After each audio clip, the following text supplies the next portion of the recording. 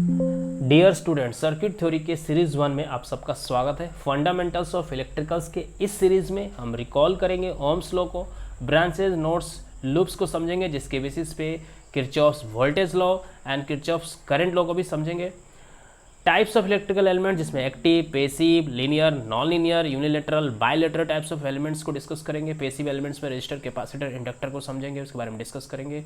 Active elements जैसे sources, voltage sources, current sources, जो कि इंडिपेंडेंट हो सकता है, डिपेंडेंट हो सकता है, ideal, practical, all types of sources हमें डिस्कस करेंगे।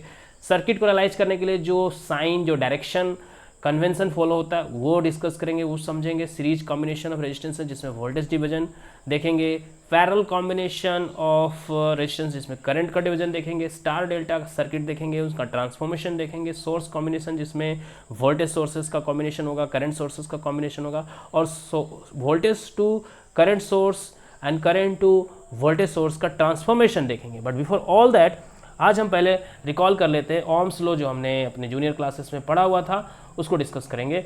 और इसको डिस्कस करने से जस्ट पहले मैं आपको एक बार जस्ट रिकॉल करा दूं कि वोल्टेज क्या होता है, करंट क्या होता है, सो दैट इसको रिलेट करते हुए ओम्स लॉ को डिराइव करेंगे हम।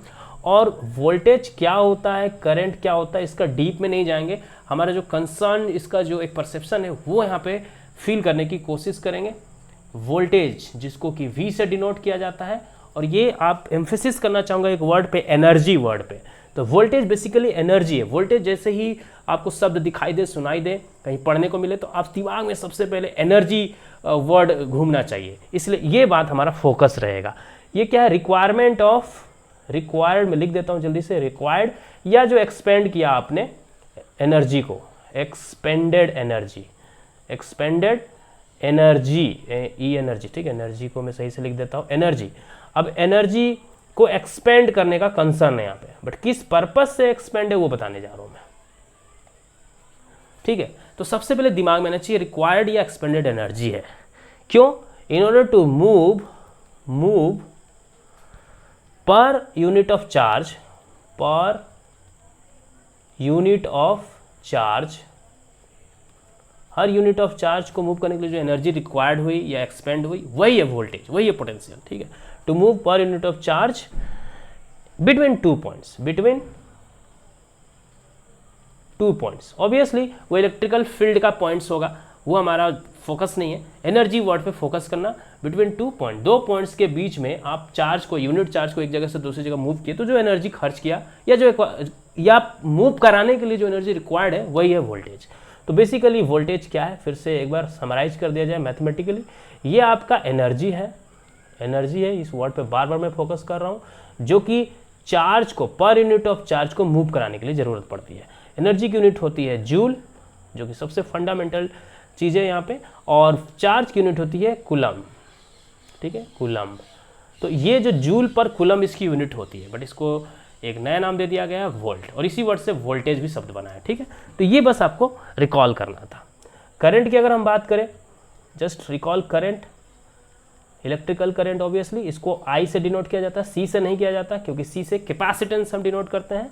तो करंट क्या है? ये जो आपने वोल्टेज आपने बढ़ा अभी जो एनर्जी है, इस एनर्जी का इस्तेमाल करके जो इफेक्ट होने वाला है, जो मूवमेंट होने वाला है, तो मूवमेंट का जो रेट होगा, मतलब मूवमेंट का जो कहीं ना फिगर ऑफ मेरिट, यानी कि कितना ज़्यादा आप चार्ज मूव करा पा रहे हो पर सेकेंड, पर यूनिट ऑफ टाइम पे, वो आपका जो मेजरमेंट है वही करंट है। तो करंट एक तरह का रेट है। किस चीज़ का रेट है? Rate of flow of charge, charge का, ये जो आपने चार्ज मूव कराने की बात की, इसी का रेट है, इसी के रेट, फ्लो का रेट है, rate of flow of charge per unit time, पर कितना कम समय में कितना ज़्यादा चार्ज आप मूव करा पा रहे हो, rate of flow of charge per unit of time, वही आपका करंट है। करंट का मतलब ही होता है धारा, प्रवाह होना, कोई चीज़ फ्लो कर रही है। पानी का जो नदी बहता है वो भी करंट ऑफ वाटर होता है, जिसमें कहीं ना कहीं कितना वॉल्यूम ऑफ वाटर कितना पर सेकेंड मूव कर रहा है, वही होता है करंट ऑफ वाटर। पानी कितना ज़्यादा मूव किया, तो यहाँ पे चार्ज कितना ज़्यादा मूव किया, कितने टाइम पे, इसका मेजरमेंट देता है करंट। तो अगर करंट को यहाँ पे हम वो करें, तो I जो होगा करंट, वो कहीं ना कहीं चार्ज कितना आपने मूव कराया और टाइम कितना लिया, उसको डिवाइड कर देंगे अगर आप, तो इससे निकल जाता है आपका करंट। तो यानी कि चार्ज को मेजर करेंगे कूलम में, ऑब्वियसली टाइम को मेजर करोगे आप सेकेंड में, हमारा यूनिट रहेगा सेकेंड, ठीक है, टाइम की यूनिट है सेकेंड, और इसको डिवाइड करोगे तो आपको करंट मिल जाता है, जिसको हम कहीं ना कहीं एम्पियर कहते हैं।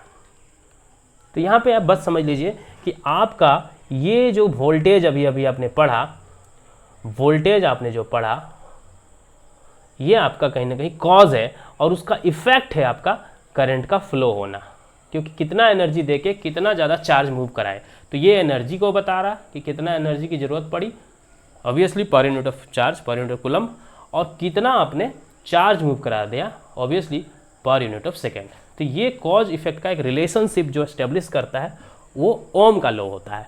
तो ओम का लॉ कहता है कि ये जो वोल्टेज है इसी पे डिपेंड करेगा पूरी तरह से करंट, या कह सकते हैं कि जो करंट होगा डायरेक्टली प्रोपोर्शनल टू वोल्टेज होगा। ये जो आई होगा वो proportional to, completely proportional to V होगा, यानी current will be directly proportional to V. इसी को लीनियरिटी का भी कॉन्सेप्ट कहते हैं। लीनियरिटी का मतलब कि लीनियरिटी, लीनियर रिलेशनशिप, कोई चीज़ मान लो x जो है y के साथ कंप्लीटली प्रोपोर्शनल है, तो x जो होगा एक कांस्टेंट आ जाएगा y, और इस तरह से कोई रिलेशनशिप इसको लीनियर कहते हैं। मैं लीनियर वर्ड पे इसलिए एम्फेसिस कर रहा हूँ, बाद में हम लीनियर वर्ड का काफ़ी इस्तेमाल करने वाले हैं हमारे नेटवर्क थ्योरी में, सर्किट थ्योरी एनालिसिस में, ठीक है। तो I जो होगा वो V के प्रोपोर्शनल होगा, और अगर मैं कहूँ कि V प्रोपोर्शनल टू I तो ये गलत नहीं होगा, ये भी एनालॉगस से सिमिलर है, ठीक है। तो ये भी सिमिलर काइंड ऑफ थिंग है। तो यही ओम्स लॉ है। तो ओम्स लॉ कहता है कि आपका जो वोल्टेज होगा वो करंट के प्रोपोर्शनल होगा, या करंट जो होगा वोल्टेज के प्रोपोर्शनल होगा, बट ये कंडीशन होना चाहिए कि आपका जो फैक्टर्स लाइक टेम्परेचर जो है वो कांस्टेंट होना चाहिए, क्योंकि टेम्परेचर बदलने से, एक मैं अगला जो टर्म बताने वाला हूँ, वो बदल जाता है टेम्परेचर बदलने से। तो टेम्परेचर अगर कांस्टेंट होगा तो इनके बीच का प्रोपोर्शनलिटी कांस्टेंट एक आता है R, वो भी कांस्टेंट होता है। ये जो R है ये भी एक कांस्टेंट है, बशर्ते कि आपका टेम्परेचर कांस्टेंट होगा तो ये भी कांस्टेंट होगा। दिस R यहाँ से सिंपल मतलब है कि जो R है वो टेम्परेचर डिपेंडेंट है, टेम्परेचर के साथ ये बदल सकता है, ठीक। ये R कहीं ना कहीं एक रेजिस्टेंस का काम करता है, R को कहते हैं रेजिस्टेंस, ठीक है, आप लोग अच्छे से जानते हो। तो ये फंडामेंटल रिलेशनशिप है, और इसी रिलेशन पे पूरा हमारा इलेक्ट्रिकल नेटवर्क्स बेस्ड है। जितने भी लॉ, थ्योरी, थ्योरम्स पढ़ने वाले हैं, सब कुछ कहीं ना कहीं इसी पे डिपेंड करता है। तो R इज द रेजिस्टेंस, और इसकी यूनिट होती है ओम, राइट। ऑब्वियसली यही वाला ओम जो वर्ड है यहीं से लिया गया। तो सो फार सो गुड, ऑल राइट। हमने ओम्स लॉ को समझा, थोड़ा रिकॉल किया, एम्फेसिस किया कि ये जो वोल्टेज है वो कहीं ना कहीं आपका एनर्जी है, और आपका करंट है कहीं ना कहीं चार्ज है। ये दो वर्ड इसलिए मार्क कर रहा हूँ क्योंकि आगे जाके KCL केबल पढ़ने वाले हैं, इन दोनों वर्ड्स पे बहुत वो डिपेंड करता है, दोनों KCL और केबल का लॉ। तो ये था हमारा all about your Ohm's law. अब हम पढ़ने वाले हैं ब्रांच नोड लूप क्या होता है, क्योंकि ब्रांच नोड लूप को थोड़ा सा जान लेंगे तो KCL और KVL यानी किरचॉफ वोल्टेज और किरचॉफ करंट लॉ को बेटर समझ पाएंगे। तो ब्रांच क्या होता है, जल्दी से मैं बता दूं आपको कि ब्रांच क्या होता है। हमारे इलेक्ट्रिकल सर्किट्स में, इलेक्ट्रिकल नेटवर्क में ब्रांच क्या होता है, ब्रांच रिप्रेजेंट करता है, branch represents a single element, यानी कि जैसे सर्किट होता है उसमें रेजिस्टेंस कनेक्टेड, तो एक रेजिस्टेंस है तो एक ब्रांच है, एक कैपेसिटर कनेक्टेड है कहीं, वो एक ब्रांच है, एक वोल्टेज का सोर्स कनेक्टेड है, कोई बैटरी कनेक्टेड है, वो एक ब्रांच है, एक डायोड कनेक्टेड है कहीं, वो एक ब्रांच है। So any single element is nothing but it is a branch. So branch represents a single element, ठीक है। सिंगल एलिमेंट वो वोल्टेज सोर्स भी हो सकता है, such as a voltage source और a resistor, anything such as voltage source, a लिख देता हूं अच्छा रहेगा, a voltage source, a resistor, ये सब अगर आपको एक दिख रहे हैं एक सर्किट में कहीं पे एक सिंगल, तो एक ब्रांच है वो। अब ब्रांच के बेसिस पे ही अगला जो टर्म हम पढ़ेंगे यहाँ पे वो है हमारा नोड। नोड क्या होता है, ब्रांच को समझ लिया तो नोड भी समझ में आ जाएगा, ठीक है, सिंपल है। Node is the point, node is the point, node is the point of connection of two or more branches, of two or more branches। Simple है, एक ब्रांच था, दूसरा ब्रांच इधर से आया, तीसरा ब्रांच, बहुत सारे ब्रांचेज किसी पर्टिकुलर कॉमन पॉइंट पे, कॉमन जंक्शन पे कनेक्टेड है। ऑब्वियसली जंक्शन एक तरह का, बहुत सारे ब्रांचेज का जंक्शन है, इसलिए मैंने बोला था कि ब्रांच को अगर आप समझ गए तो ब्रांच के बेसिस पे ही हमने नोड भी समझ लिया। तो ब्रांच का कनेक्शन का पॉइंट है, मोर देन 2 हो सकता है, ठीक है, तो जंक्शन पॉइंट है बेसिकली नोड। और लूप क्या है, जैसे ही आपका ये बना, यानी कि ब्रांचेज नोड्स बने, तो एक कंप्लीट पाथ, एक क्लोज्ड पाथ अगर बन जाए तो लूप क्या होता है, देखिए ए loop is any closed path in A circuit. एक सर्किट में क्लोज्ड पाथ आपको दिखाई दे रहा, वो एक लूप है, ठीक है। तो नॉर्मली ब्रांचेज को हम B से डिनोट करेंगे, राइट, B से डिनोट करेंगे, नोड्स को N से डिनोट करेंगे, लूप्स को L से डिनोट करेंगे। तो इनमें एक रिलेशनशिप एस्टेब्लिश होगा। वो देखिएगा, ब्रांचेस की संख्या जो होगी वो लूप्स की संख्या और नोड्स की संख्या जोड़ के उसमें से -1 कर दोगे तो ब्रांचेज की संख्या का पता चल जाएगा, वाइस वर्सा जो भी रिलेशनशिप। आप एग्जांपल देख सकते हो, सिंपलेस्ट एग्जांपल लूंगा मैं। सपोज एक रजिस्टर है यहाँ पे, दूसरा एक रजिस्टर यहाँ कनेक्ट कर दिया, तीसरा रजिस्टर यहाँ कनेक्ट कर दिया, ठीक है, एक रेजिस्टेंस यहाँ कनेक्ट कर दिया, कितने हो गए टोटल 4, ठीक है, और एक रजिस्टर और ले लेते हैं, ठीक है। तो टोटल देखिए नोड्स की अगर हम बात करें तो ये हमारे नोड्स है, these are all node points. यहाँ पे क्योंकि यहाँ एक इधर से ब्रांच जा रहा है, इधर से ब्रांच है, 2 ब्रांचेज कनेक्टेड है तो एक नोड है, 2 ब्रांचेज कनेक्टेड यहाँ नोड है, 2 ब्रांचेज कनेक्टेड है, नोड है। तो ये मेरे नोड्स है। अगर नोड्स की संख्या काउंट करें 1 2 3 4 5, देयर आर 5 नोड्स, ठीक है। यहाँ पे n इज मेरा 5 हो गया, देयर आर 5 नोड्स। और अगर हम ब्रांचेज की बात करें 1 2 3 4 5, ठीक है, 1 2 3 4 5, मेरे यहाँ पे ब्रांचेज भी 5 है। और अगर हम लूप्स की बात करें तो देखो एक क्लोज्ड पाथ बना हुआ है, तो मेरे यहाँ पे जो लूप है वो 1 है। तो आप अगर इस फॉर्मूला से इसको सेटिस्फाई करने की कोशिश करो तो ब्रांचेज की संख्या 5 इज इक्वल टू लूप की संख्या 1 प्लस नोड की संख्या 5 -1, ये सेटिस्फाई हो रहा है। अब इसको और बेहतर समझने के लिए एक और नोड एग्जांपल ले लेता हूँ मैं, एक डिफरेंट कलर में एक नोड और कनेक्ट कर देता हूँ बीचों बीच। यहाँ पे एक नोड मैंने ले लिया, तो मेरे नोड की संख्या, अब मेरा देखो इस कंडीशन में मेरे नोड की संख्या जो है वो पहले कितनी थी 5, अब 6 हो गई। लेकिन हाँ, मेरे nodes, I am sorry for that, I am extremely sorry for that, यहाँ पे मेरे नोड्स की संख्या नहीं बढ़ी है, नोड्स की संख्या मेरी उतनी है, ब्रांच की संख्या मैंने बढ़ा दी है, राइट। मेरे नोड की संख्या तो 5 ही है, अभी भी 5 ही है, बट ब्रांच की संख्या मैंने एक और बीच में लगा दी और 6 कर दी। इसकी वजह से मेरे लूप्स 2 हो गए, एक लूप यहाँ और दूसरा लूप यहाँ, ठीक है, 2 लूप्स मेरे बन गए, तो लूप्स मेरे 2 बन गए। अब यहाँ भी आप चेक कर सकते हो, ब्रांच की संख्या 6 इज इक्वल टू लूप की संख्या 2 प्लस नोड्स की संख्या 5 -1, ये भी सेटिस्फाई हो रहा है। यानी कि इस तरह से हम नोड्स, ब्रांचेज एंड लूप्स को हमेशा एनालाइज कर सकते हैं, समझ सकते हैं, ठीक है, किस तरह से लूप्स बन रहे हैं, किस तरह से नोड्स और ब्रांचेज का रोल होता है सर्किट में। सो ये हम समझ गए। अब इसके बेसिस पे जल्दी से हम किरचॉफ्स करंट लॉ को डिस्कस करने वाले हैं। यहाँ पे Kirchhoff's current law, Kirchhoff's current law, that is KCL, इसको शॉर्ट में KCL बोला जाता है। तो किरचॉफ्स करंट लॉ क्या होता है, देखिए सबसे पहले मैं बता दूं कि अभी अभी हमने Kirchhoff's current law, Kirchhoff's voltage law से पढ़ने से पहले मैं बता दूं आपको कि अभी जस्ट हमने एक बात की थी कि जो करंट होता है वो कहीं ना कहीं चार्ज का एक तरह से एक कहीं ना कहीं परसेप्शन होता है, और वोल्टेज वो एनर्जी का होता है। तो यहीं से कहीं ना कहीं लॉ बने हैं। तो किरचॉफ्स करंट लॉ, यानी कि करंट की हम बात करें, यानी कि बात चार्ज की होगी, यहाँ पे चार्ज से रिलेट करेंगे हम इस चीज़ को, ठीक है, चार्ज। और चार्ज के बारे में एक लॉ है, that is law of conservation of charge, law of conservation of charge, right, law of conservation of charge. So law of conservation charge कहता है कि टोटल चार्ज एक नोड पे जितना आएगा उतना ही निकल के जाएगा, यानी कि कोई एक्स्ट्रा चार्ज क्रिएट भी नहीं होगा और कोई चार्ज वहाँ पे कंज्यूम या कोई चार्ज डिस्ट्रॉय भी नहीं हो जाएगा, ठीक है, ख़त्म नहीं हो जाएगा। तो किसी पर्टिकुलर नोड की अगर हम बात करें तो इस नोड पे अगर कहीं से चार्ज आ रहा है, ठीक है, इस नोड पे अगर कहीं से चार्ज आ रहा है, राइट, इस नोड पे I am talking about this particular node, एक नोड है, इस पे चार्ज अगर कुछ आ रहा है, बहुत सारे सपोज डायरेक्शन से इधर से भी आ रहा है, एक और डायरेक्शन ले लेते हैं, एक और कहीं से डायरेक्शन से आ रहा है। तो अब अगर जा रहा है, अगर यहाँ से जा रहा है, ठीक है, लेट मी टेक दिस, अब सपोज इस ब्रांच के थ्रू चार्ज यहाँ से जा रहा है, यहाँ से जा रहा है। देखो मैंने 3 दिखाए हैं आने वाले directions, this directions are incoming directions, obviously this arrows are showing the directions of coming the charges. तो इस डायरेक्शन से चार्ज आ रहा, इस डायरेक्शन से भी चार्ज आ रहा, try to understand this, it's very simple. इस डायरेक्शन से इस नोड पे चार्ज आया, इस डायरेक्शन से भी इस नोड पे चार्ज आया, इस डायरेक्शन से भी इस नोड पे चार्ज आया। और ये जो ब्लू कलर मैंने दिखाया है, यहाँ से चार्ज जाने का डायरेक्शन है, यहाँ से चार्ज जाने का डायरेक्शन है।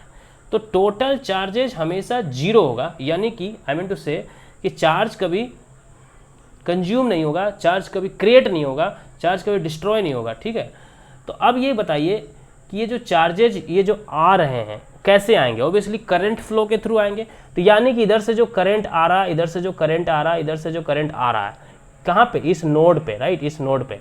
और यहाँ से जो करंट जा रहा है, इधर से जो करंट जा रहा है, तो आने वाले करंट का जो टोटल सम होगा और जाने वाले करंट्स का जो टोटल सम होगा वो बराबर होना चाहिए, क्योंकि टोटल आने वाले टोटल चार्जेज और जाने वाले टोटल चार्जेज हमेशा बराबर होने चाहिए। इसीलिए तो सपोज ये मेरा जो करंट है वो I1 है, ये करंट मेरा I2 है, ये करंट मेरा I3 है, ठीक, और ये करंट मेरा I4 है और ये करंट मेरा I5 है। तो यहाँ पे कॉन्सेप्ट कहता है कि I1 plus I2 plus I3, ये तीनों करंट्स मेरे आने वाले हैं, देखो आने वाले करंट्स, और ये मेरे जाने वाले I4 और I5, ये मेरे आउटगोइंग करंट्स हैं, सॉरी ये मेरे outgoing currents, right.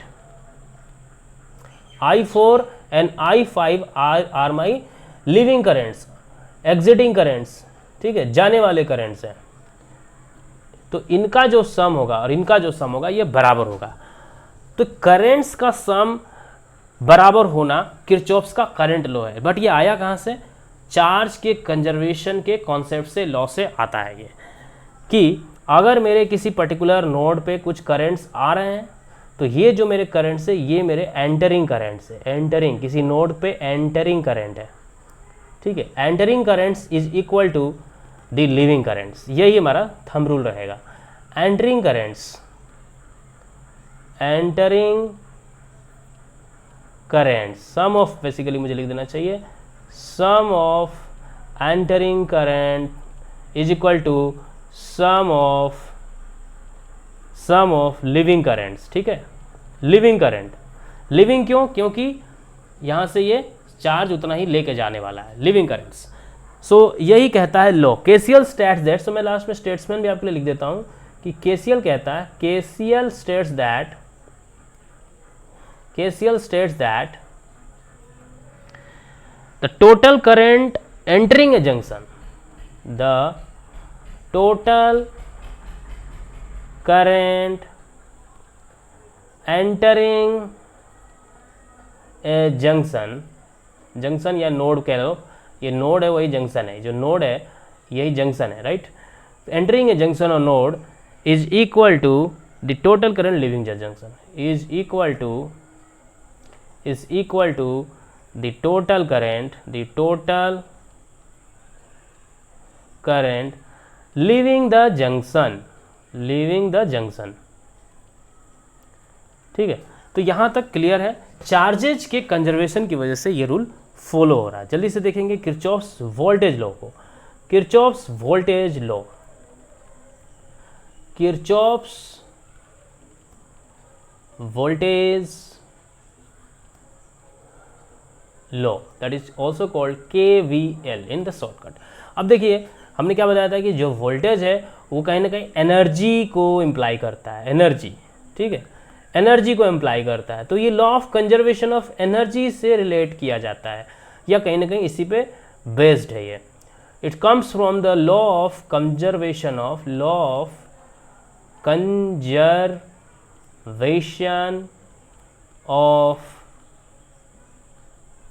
Energy. Energy का कंजर्वेशन का लॉ सभी जानते हैं।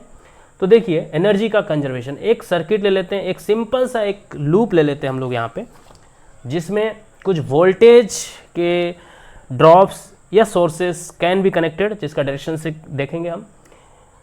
तो ये देखिए यहाँ पे एक वोल्टेज का कोई ड्रॉप हो रहा है, कोई एलिमेंट होगा जिसकी वजह से वोल्टेज यहाँ पे कंज्यूम हो रहा होगा, यहाँ पे कुछ वोल्टेज कंज्यूम हो रहा होगा, यहाँ पे कुछ वोल्टेज कंज्यूम हो रहा होगा और यहाँ पे भी कुछ वोल्टेज एसोसिएट कर दिया जाए, जिसको मैं I am not actually telling what this element is. कुछ भी हो सकता है, रेजिस्टेंस हो सकता है, कैपेसिटेंस हो सकता है, anything it could be, but जो वोल्टेज है वो यहाँ पे V1 है, V2 है, V3 है और यहाँ पे V4 है। 4 वोल्टेज यहाँ पे कंज्यूम या डेवलप हो रहे हैं। तो ये देखिए यहाँ पे इसका जो डायरेक्शन है plus minus plus minus plus minus, and मैं इसको माइनस प्लस इस डायरेक्शन में ले लेता हूँ। फॉर एग्जांपल हमारे एग्जांपल में इस तरह से डायरेक्शन, बाद में साइन कन्वेंशन को जब समझेंगे तो directions and all this sign जो है हमारे minus plus that will better clear, but यहाँ पे इस डायरेक्शन को हम फॉलो करते हैं, ठीक है।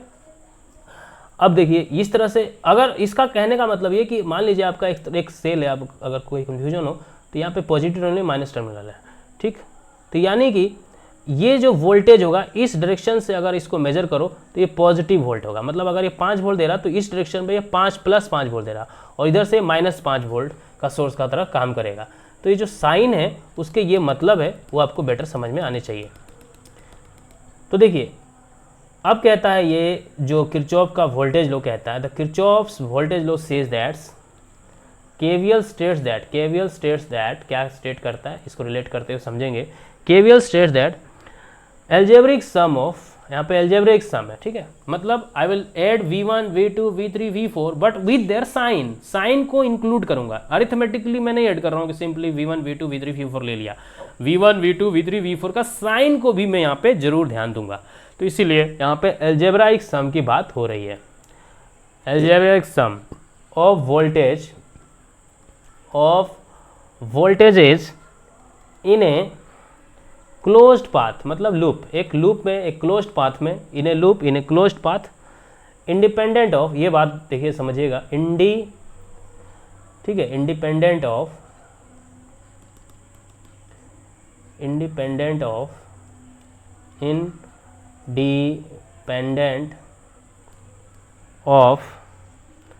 Path followed, independent of path followed is 0, ठीक है। अब बस इतना ही बात को आप ध्यान से समझिए। केवीएल कहता है कि algebraic sum of voltage in a closed path independent of path followed is 0। Independent of path followed का मतलब अभी मैं समझाऊंगा, पहले ये समझिए कि एल्जेब्रिक सम इनका जो होगा वो 0 होगा। एल्जेब्रिक सम का मतलब कि ये V1 V2 V3 V4 इन सब का सम, लेकिन अब मैं इनके साइन को लिखने जा रहा हूँ, जोड़ना इनका बट साइन के साथ। आप I hope you are very good at maths, very good at algebra, तो यहाँ पे सिंपल समझ में आएगा। अब मैं इस पाथ को फॉलो कर रहा हूँ, देखिए मैं क्लॉकवाइज डायरेक्शन का पाथ फॉलो कर रहा हूँ। मैं यहाँ से स्टार्ट करते हुए एक मेरा क्लॉकवाइज डायरेक्शन का पाथ है, राइट।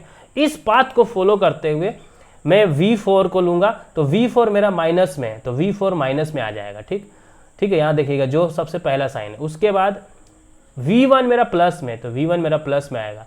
V2 पे जाऊंगा, देखिए यहाँ से समझिएगा, इस पाथ को फॉलो करूँगा तो पहले माइनस आएगा, V1 का प्लस आएगा, फिर V2 का भी प्लस आएगा, फिर V3 का भी प्लस आएगा, तो V2 का भी प्लस आएगा, V3 का भी प्लस आएगा। ये कहता है कि ये 0 होना चाहिए। This is what is algebraic sum of the voltages in a particular path followed. इस पाथ फॉलोड में ये हुआ। अब हम दूसरा पाथ फॉलो करके देख लेते हैं। दूसरा पाथ फॉलो करेंगे, इस पाथ को डिलीट कर देता हूँ, इरेज कर देता हूँ, और जो येलो कलर से मैंने जो किया था उसको भी हटा देता हूँ। सबसे पहले मेरा जो ओरिजिनल साइन था उसको लिख दूँ, यहाँ माइनस था, यहाँ प्लस था, यहाँ भी प्लस था, यहाँ भी प्लस था। अब देखिए मैं एंटी क्लॉकवाइज पाथ को फॉलो करने वाला हूँ, मतलब इस तरह से एंटी क्लॉकवाइज पाथ। तो एंटी क्लॉकवाइज पाथ को अगर मैं फॉलो करूँ, ओके सॉरी मैंने फिर से वही पाथ कर दिया, I am sorry for that. Anti clockwise नहीं है, ये क्लॉकवाइज कर दिया मैंने। एंटी क्लॉकवाइज पाथ को अगर मैं फॉलो करूँ तो इस तरह से फॉलो करूँगा, कुछ इस तरह से एंटी क्लॉकवाइज पाथ, ठीक है। एंटी क्लॉकवाइज पाथ को मैंने फॉलो किया इस बार। तो एंटी क्लॉकवाइज एरो को ध्यान से देखिएगा कहाँ जा रहा है। सबसे पहले इसके प्लस में एंटर किया है, फिर इसके माइनस में एंट्री करेगा, इस तरह से जाएगा तो इसके माइनस में एंट्री करेगा, इसके भी माइनस में एंट्री करेगा।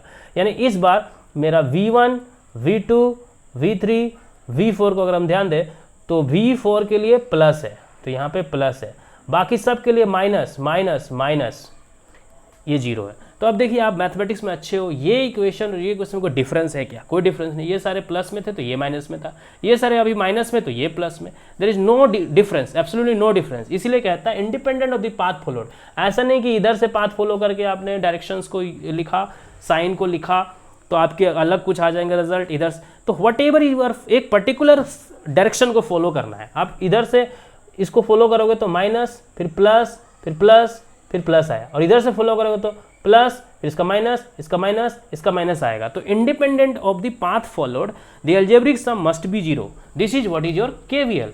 यही कहता है केवीएल। और केवीएल के बारे में एक बात बता दूं कि अगले चैप्टर में जब हम पढ़ेंगे कि एक्टिव क्या होता है, एक्टिव एलिमेंट क्या होता है, पैसिव एलिमेंट क्या होता है, ठीक है, लीनियर एलिमेंट क्या होते हैं, नॉन लीनियर एलिमेंट क्या होते हैं, ठीक है, और बाइलेटरल यूनिलेटरल क्या होते हैं, sorry bilateral and unilateral elements क्या होते हैं, जब हम ये पढ़ चुके रहेंगे तो बेटर समझ में आएगा। बट अभी बता दूं कि बाइलेटरल हो, यूनिलेटरल हो, किसी भी प्रकार का एलिमेंट हो, केवीएल और केसीएल तो सब में फॉलो होगा। क्यों फॉलो होगा? बिकॉज ये यूनिवर्सल लॉज के ऊपर बेस्ड है। It is based on energy conservation, this is based on charge conservation. तो किसी भी टाइप के एलिमेंट हो, इलेक्ट्रिकल एलिमेंट है तो ये सारे लॉ को फॉलो करेगा। सो आई होप केवीएल केसीएल आपको बेटर समझ में आ गया होगा इस बार, और अगले क्लास में हम डिस्कस करेंगे types of electrical elements. Thank you for now.